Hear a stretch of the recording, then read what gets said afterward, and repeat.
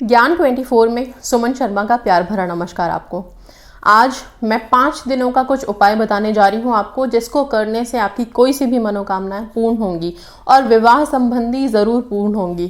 क्यों बोल रही हूँ? क्योंकि देव उठनी से पहले हम ये मानते हैं कि विवाह के लिए कोई बातें नहीं होती हैं, विवाह संबंधित कोई भी कार्य नहीं होता, क्योंकि मेन जो हमारे पालनहार हैं विष्णु भगवान, वो निद्रा में होते हैं, बहुत गहरी नींद में वो सो रहे हैं। तो जब वो सो रहे हैं तो उनके सोते हुए में कोई भी शुभ कार्य करने का तो कोई मतलब ही नहीं बनता, इसलिए कोई भी विवाह से संबंधित काम नहीं होता। अब जब देव उठान के दिन, देव उठनी के दिन, एकादशी के दिन जो 14 तारीख को है, उस दिन जैसे ही भगवान अपनी निद्रा से जागते हैं, जागेंगे, इसके बाद सारे काम शुरू हो जाते हैं, देव उठान हो जाता है, देवों का उठना हो जाता है, देव उठ जाते हैं, मतलब अपनी गहरी नींद से भगवान विष्णु जाग गए हैं। तो अब हम जो भी काम करेंगे वो शुभ होगा और उसका फल मिलेगा। इसकी कुछ कथा है कि क्यों मैं ये बता रही हूँ कि ये 5 दिन आपको जो भी मैं विधि बता रही हूँ वो करनी है, और उससे क्यों आपके मनोकामनाएं पूर्ण होंगी, किस तरह से आपको सिद्धि मिलेगी, प्राप्ति मिलेगी।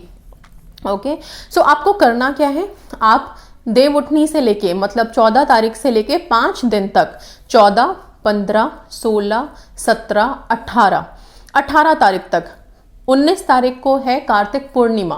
पूर्णिमा के दिन सुबह तक, मतलब आप 18 तारीख तक मेन है, 5 दिन आपको लगातार, सबसे पहले देव उठान एकादशी 14 तारीख को ही आप क्या करेंगे, सुबह नहा धो के स्नान करके आप 1 लोटे में तिल भरेंगे।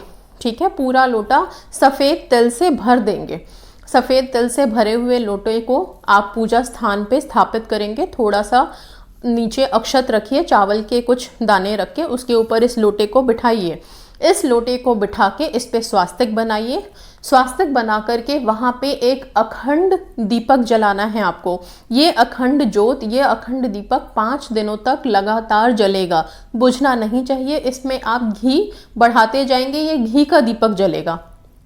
ठीक है, 5 दिन के बाद आप ये दीपक अपने आप 5 दिन के बाद आप छोड़ देंगे, शांत हो जाएगा। और जो ये लोटे में तिल भरा हुआ है, इसको आप किसी भी बहते पानी में विसर्जित करेंगे। इस तिल को आप वहाँ बहते पानी में डालेंगे। ठीक है, मतलब किसी नदी में, नहर में, वहाँ पे डाल सकते हैं।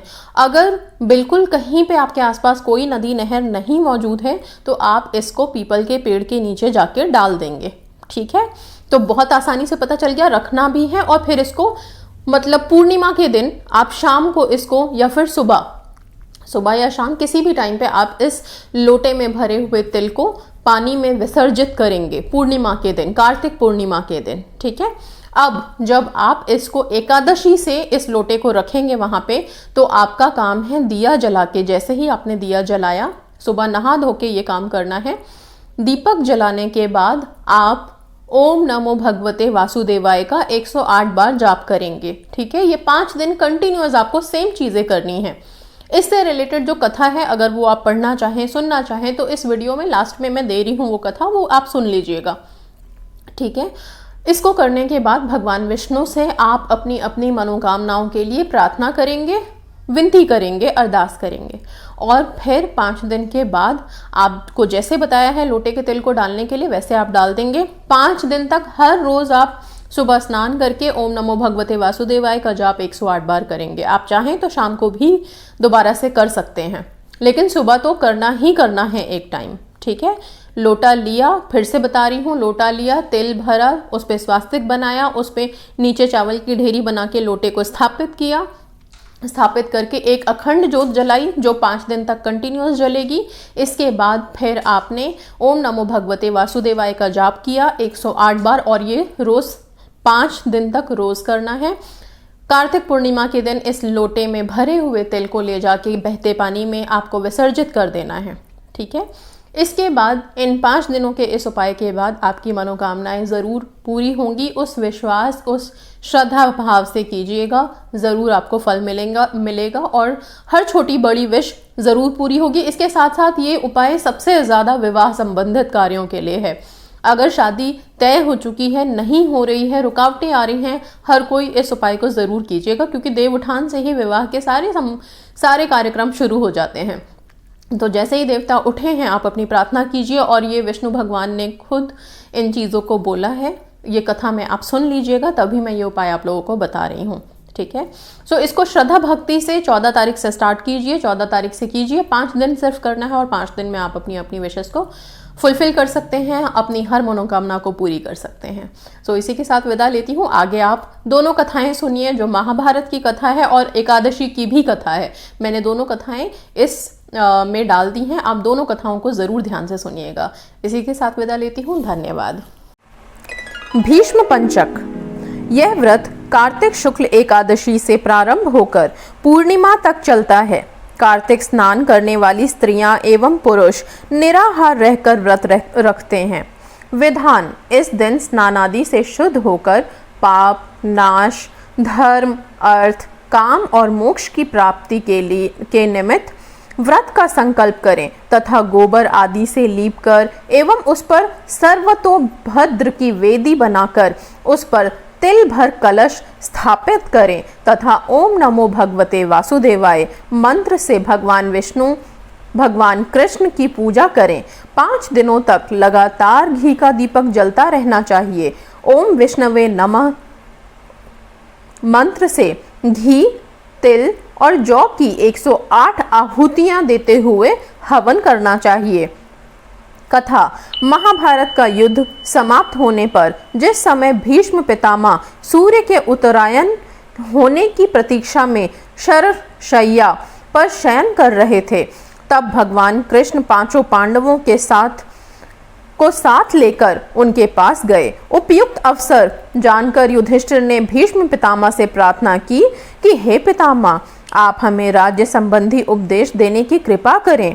तब भीष्म पितामह ने 5 दिनों तक राजधर्म, वर्ण धर्म, मोक्ष धर्म आदि पर उपदेश दिया था। उनका उपदेश सुनकर श्री कृष्ण संतुष्ट हुए और बोले, पितामह, आपने कार्तिक शुक्ल एकादशी से पूर्णिमा तक 5 दिनों धर्ममय उपदेश दिया है, उससे मुझे बड़ी प्रसन्नता हुई है। मैं इसकी स्मृति में आपके नाम पर भीष्म पंचक व्रत स्थापित करता हूँ। जो लोग इसे करेंगे वे जीवन भर विविध सुख भोग कर अंत में मोक्ष प्राप्त करेंगे। उन्हें पुत्र पौत्र और धन धान्य की कोई कमी नहीं रहेगी। वे आयु पर्यंत हर प्रकार के भौतिक सुखों को प्राप्त करेंगे। देवोत्थान एकादशी। कार्तिक शुक्ल पक्ष की एकादशी को देवोत्थान एकादशी कहते हैं। कहा जाता है कि भगवान विष्णु आषाढ़ शुक्ल एकादशी को 4 माह के लिए क्षीर सागर में शयन करते हैं। 4 माह उपरांत कार्तिक शुक्ल एकादशी को जागते हैं। विष्णु के शयन काल के 4 मासों में विवाह आदि मांगलिक कार्य वर्जित रहते हैं। विष्णु जी के जागने के बाद ही सभी मांगलिक कार्य शुरू किए जाते हैं। कथा: एक राजा के राज्य में एकादशी को कोई भी अन्न नहीं बेचता था। उस दिन सब फलाहार पर रहते थे। एक दिन भगवान ने उस राजा की परीक्षा लेने के विचार से एक सुंदरी का रूप धारण कर लिया। राजा ने उसे देखकर पूछा कि तुम कौन हो? इस पर वह स्त्री बोली, मैं निराश्रिता हूँ, यहाँ कोई मेरा परिचित नहीं, किससे सहायता मांगूं? उसके रूप सौंदर्य पर मोहित होकर राजा ने उसे महल में चलकर रानी बनकर रहने का आग्रह किया। वह बोली कि यदि राज्य का अधिकार मुझे दो तो मैं साथ चलूंगी। राजा ने उसकी सब बातें स्वीकार कर ली। महल में आकर उसने एकादशी के दिन राजा से भोजन करने को कहा, किंतु राजा ने इनकार कर कहा कि वह आज केवल फलाहार पर रहेंगे।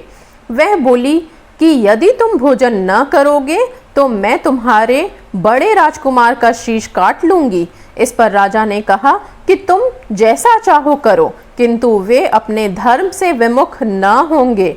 यकायक रानी के रूप से भगवान विष्णु ने प्रकट होकर कहा, राजन, तुम इस कठिन परीक्षा में पास हुए। उसी समय वहां एक विमान उतरा। राजा ने अपना राज्य बड़े पुत्र को सौंप दिया और उस विमान में बैठकर परम धाम को चले गए।